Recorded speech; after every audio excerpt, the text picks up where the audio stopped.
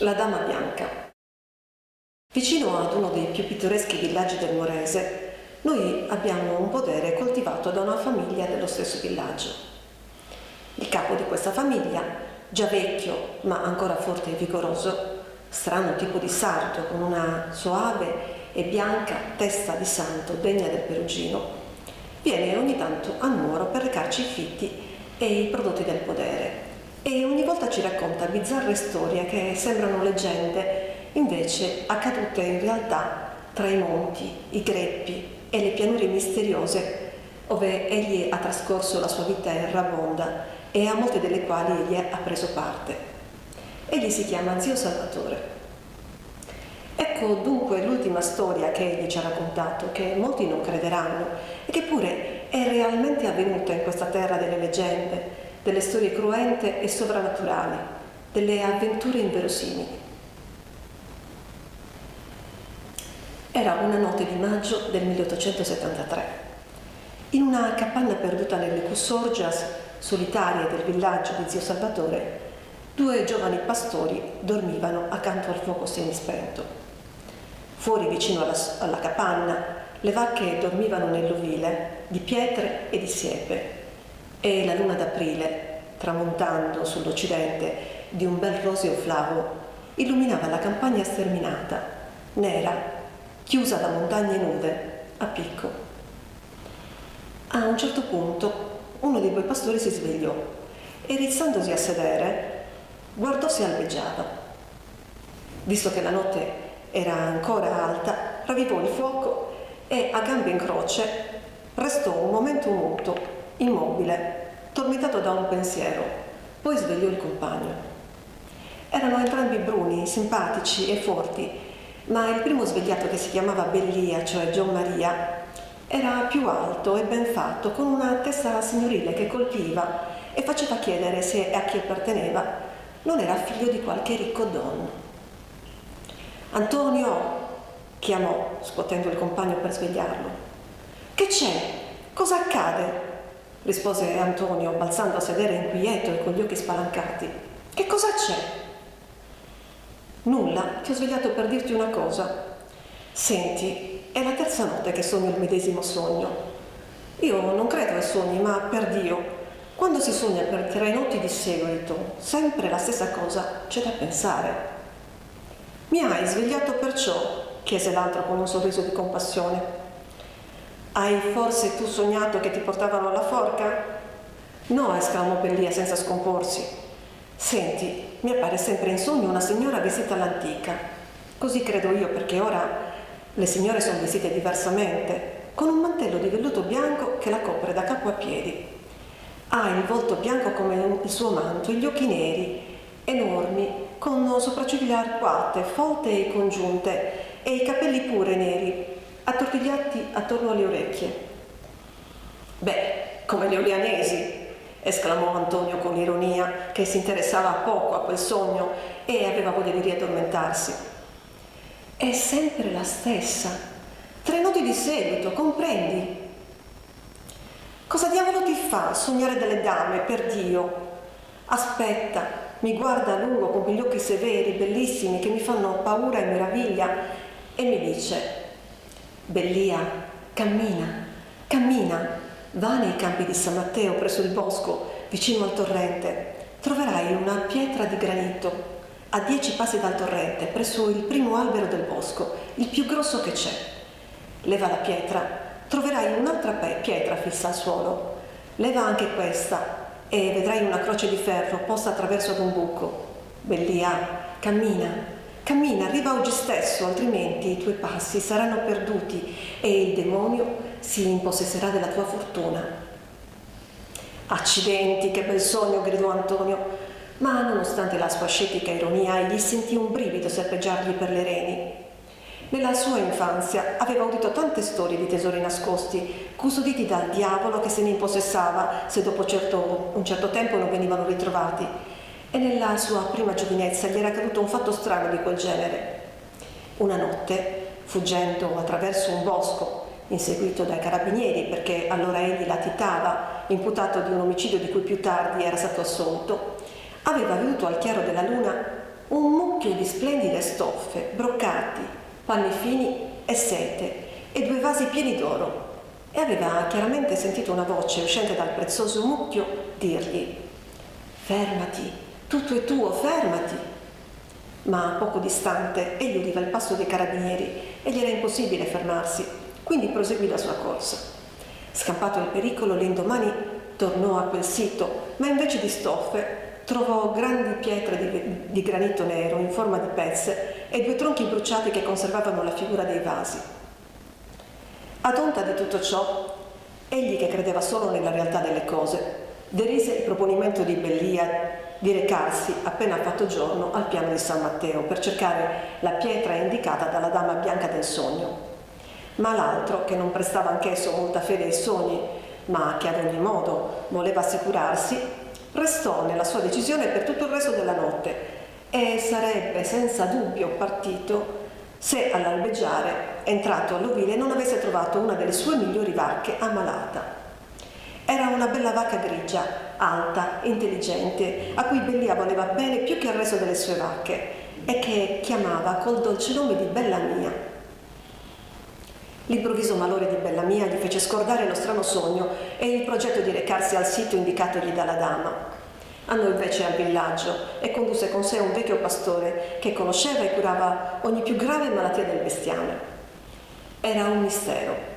Si sarebbe detto che la vacca era avvelenata o che avesse qualche spirito maligno in corpo. Neppure il veterinario e neppure il medico condotto seppero dirne nulla. Tuttavia, dopo qualche giorno, Bellamia guarì improvvisamente, misteriosamente come si era ammalata, e riprese a vagare tranquilla con le compagne attraverso i campi freschi, tra i fieni odorosi di margheritine, con grande contentezza di Bellia, che naturalmente non pensava più di andare lassù, nei campi rocciosi di San Matteo. Qualche tempo dopo però Bellia e Antonio, cambiando le vacche da un pascolo all'altro, passarono per caso lassù. Era un lembo bizzarro di paesaggio, campi deserti e selvaggi di montagna, pieni di rocce e di felci, circoscritti da boschi di elci secolari e chiamati Campi di San Matteo da una chiesetta pisana distrutta là vicina. I 2 pastori ricordarono i sogni di Bellia e Antonio fu il primo a proporre di guardare se c'era la pietra e l'albero sognato. Costeggiarono la riva del torrente asciutto e, arrivati vicinissimi al bosco, Bellia cambiò in volto di colore. Egli vedeva l'albero, il più grosso che si scorgesse, e vedeva la pietra di granito, precisamente e uguali come nel sogno. Per Dio, disse bianco in viso e con gli occhi scintillanti. Si lanciò sulla pietra, ma da solo non poté smuoverla. Antonio lo aiutò e dopo molti sforzi riuscirono a scostarla. Sotto Bellia vide l'altra pietra, più piccola, fissa al suolo, come la dama bianca del sogno aveva detto.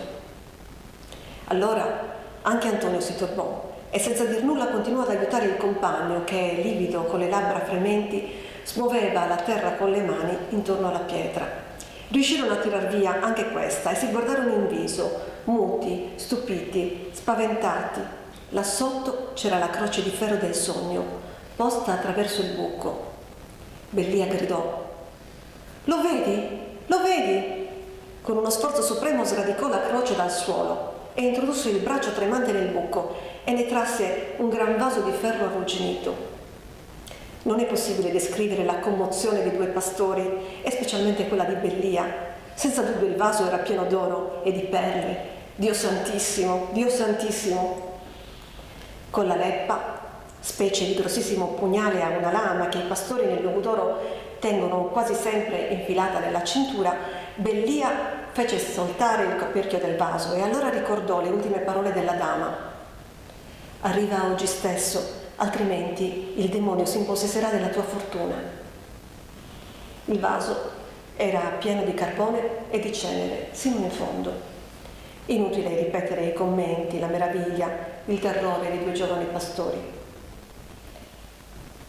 Restarono convinti che là esisteva un tesoro e che il demonio, secondo la tradizione e la leggenda sarda, se lo era appropriato, giacché al giorno preciso indicato da chi l'aveva nascosto, la dama bianca di certo, Bellia non l'aveva levato da là. Ricordarono allora lo strano malore di Bellamia. Sì, certamente era stato lo spirito dell'inferno a far ammalare la vacca prediletta di Bellia per impedirgli di andare a San Matteo. I due giovanotti dalla fantasia calda e immaginosa come tutti i forti sardi della montagna credettero fermamente a ciò e ripresero, melanconici, la loro via dietro le vacche viaggianti, rimpiangendo il tesoro perduto, terrorizzati dal soprannaturale, e non dissero mai a nessuno questa arcana avventura, finché un fatto accaduto più tardi non li convinse più fermamente nella loro credenza. Passarono 5 anni. Bellia, ammogliato e già padre di una graziosa bambina, viveva tranquillamente, modestamente, sempre facendo il pastore, quando un bel giorno di maggio del 1878 fu avvisato dal Pievano che si recasse in casa sua. Bellia, che aveva poca relazione col vecchio Pievano, andò subito a trovarlo, pieno di curiosità su ciò che poteva dirgli. Il Pievano, di cui è inutile precisare il nome, morto 10 anni fa, l'attendeva nella sua piccola camera da letto, pulita e piena di luce. Lo fece sedere vicino al suo seggiolone verde, poi andò egli stesso a chiudere la porta della stanzetta precedente, perché, ad ogni caso, le sue piccole nipoti erano così curiose, Maria specialmente. Basta, prese le precauzioni possibili, il Pievano andò a sedersi nel suo seggiolone, si accomodò gli occhiali e spiegò sul tavolo una carta gialla vecchissima. Bellia provava un vago sentimento di temore davanti a tutti i solenni preparativi del vecchio e sussultò quando esso, tutto ad un tratto, gli disse con serietà: «Questo foglio ti riguarda». Il pastore cercò una risposta adeguata, ma non trovandola credette bene di star zitto. «Io ho 90 anni», proseguì il Pievano, che pareva sì molto vecchio, ma che non dimostrava quell'età, levandosi gli occhiali e fissando Bellia coi suoi occhi chiari che sembravano più buoni e lattei sotto le sopracciglia bianche.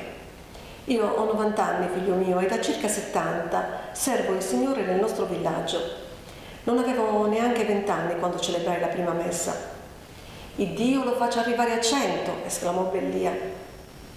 Lo stesso anno morì, vecchio e sopure, l'antico rettore della nostra chiesa, e pochi giorni prima di render l'anima al nostro Santissimo Creatore mi disse: «Dopo la mia morte vi faranno senza dubbio Pievano, quindi io devo affidarvi una grave missione. Sedete, che prima vi devo raccontare una storia». Io mi assisi al suo capezzale e, rimasti soli, il mio vecchio e venerato rettore mi narrò questo fatto. 35 o 36 anni fa, cioè verso il 1773, c'era qui in questo villaggio un giovanotto della famiglia M, la quale vive tuttora. Era un giovane ricco, bello, notaio laureato, sposatosi poco prima ad una damigella della città di Sassari, dove egli aveva studiato. La moglie si chiamava Donna Maria Croce M, figlia di un gentiluomo genovese e di una dama sarda, molto ricchi, stabiliti a Sassari, dove essa era nata. Poteva avere un 25 anni ed era molto bella, ma di una bellezza piuttosto severa, con grandi occhi neri e sopracciglia arcuate e i capelli artotigliati intorno alle orecchie, alla fiamminga, come diceva essa. Inoltre andava sempre riccamente vestita e usava portare un manto di velluto bianco.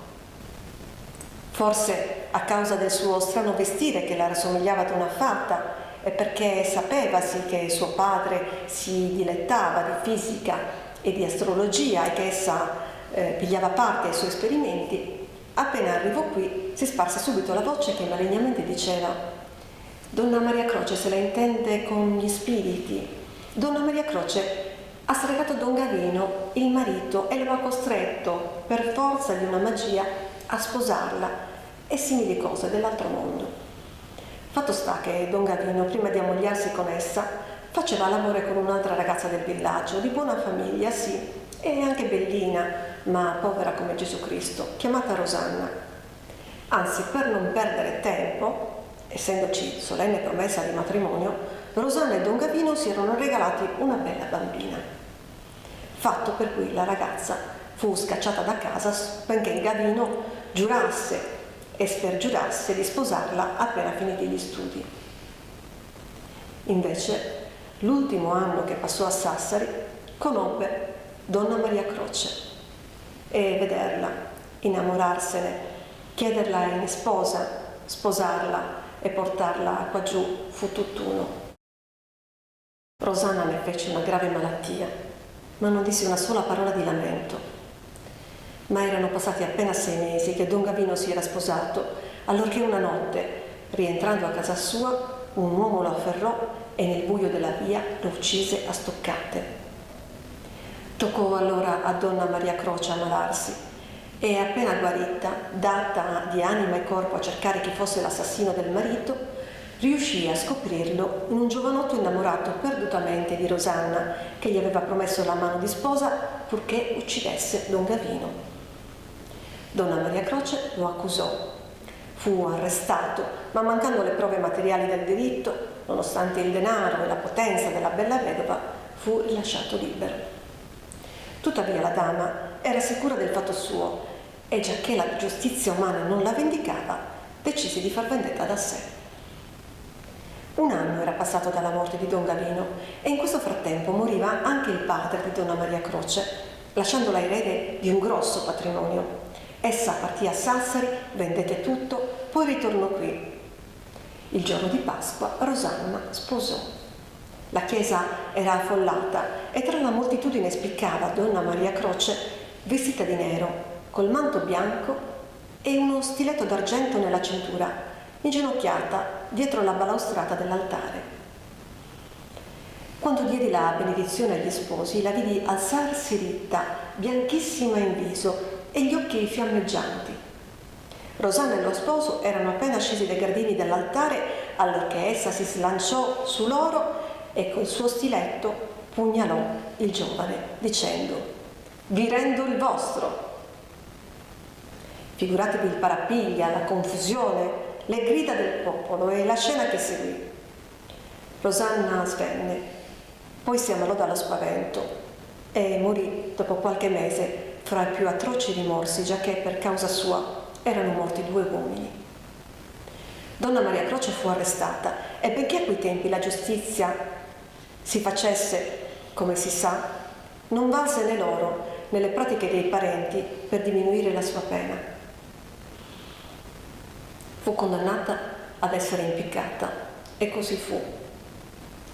Prima di morire mi fece avvisare e si confessò. Poi mi disse di aver nascosto tutto l'oro tratto dalla vendita del suo patrimonio nel bosco di San Matteo, presso la chiesetta, in un vaso di ferro a piedi di un albero. E mi confidò di voler lasciare questo tesoro alla 3ª generazione di Rosanedda, la figlia di Rosanna e di Don Gavino, affinché ciò servisse di qualche alleviamento ai suoi peccati dinanzi alla misericordia di Dio. «Questo è il mio testamento», mi disse porgendomi una carta. «Conservatela e alla vostra morte consegnatela al vostro successore perché faccia altrettanto. Così dunque fino alla 3ª generazione di Rosanedda. Allora colui che avrà questa carta la consegni pochi giorni prima della data indicatavi al pronipote della fanciulla ed egli vedrà il da farsi. Lo avverta però di recarsi il giorno preciso, perché se tardirà un'ora solo, tutto sarà invano». Pregai la dama di spiegarmi questa frase, ma essa non volle dirmi nulla a proposito. E però quel giorno, Dio mi perdoni, credetti anch'io che essa avesse qualche relazione col mondo soprannaturale, perché quando le chiesi: «E se Rosanedda muore senza erede?» mi rispose: «No, si mariterà e avrà una figlia che anch'essa piglierà marito, dal quale avrà numerosa famiglia. Il figlio maggiore, in ultimo, avrà un figliolo, nei cui nomi ci sarà uno dei miei nomi. Questo è il destinato». «E se», domandai, «qualche altro cerca di impossessarsi del tesoro?» «Invano, solo colui che voglio io lo troverà, purché esso arrivi in tempo». Donna Maria Croce non mi disse altro. Mi consegnò la carta e da quel momento sino all'ora della morte non fece che pregare. Morì coraggiosamente da buona cristiana e io la piansi come una figliola.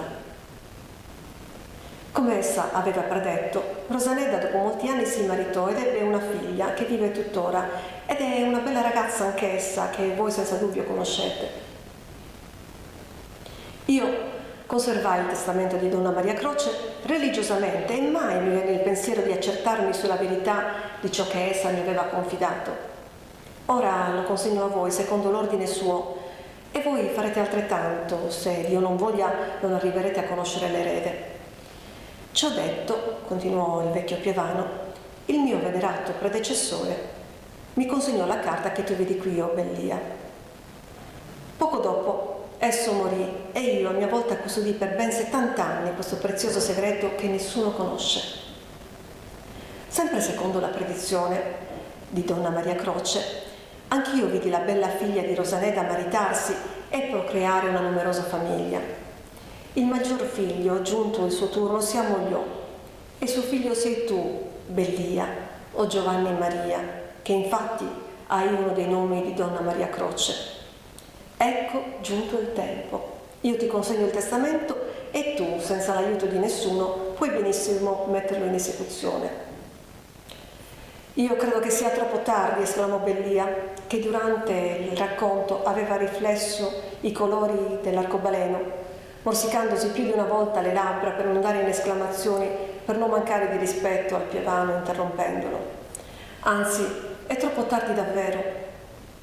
Come lo sai tu? Chiese il vecchio stupefatto. Bellia raccontò la sua avventura di 5 anni prima. Al Pievano sembrò di sognare. Aggrottò le placide sopracciglia bianche, inforcò nuovamente gli occhiali e lesse per la 100ª volta il testamento, poi esclamò: Gesù mio, cosa vuol dire ciò? Ecco che io ho seguito tutte le norme datemi e qui c'entra senza dubbio il demonio.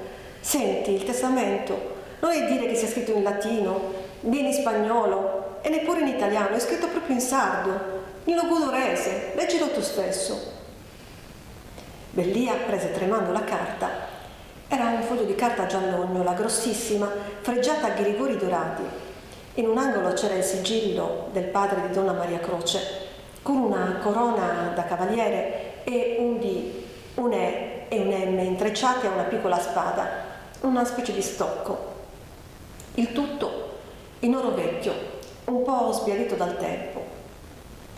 Il bizzarro testamento era davvero scritto in logudorese con una calligrafia antica, grossa, incerta, tuttavia leggibile, e Bellia lo lesse a voce alta, sillabando con l'accento che gli tremolava un poco.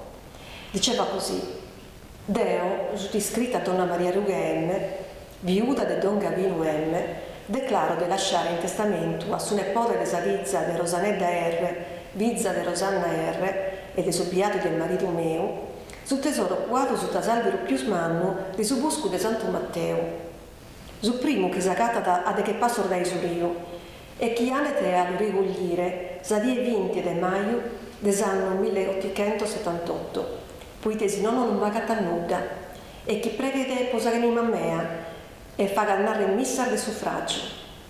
Donna Maria Ruga M, viuda de Don Gavino M.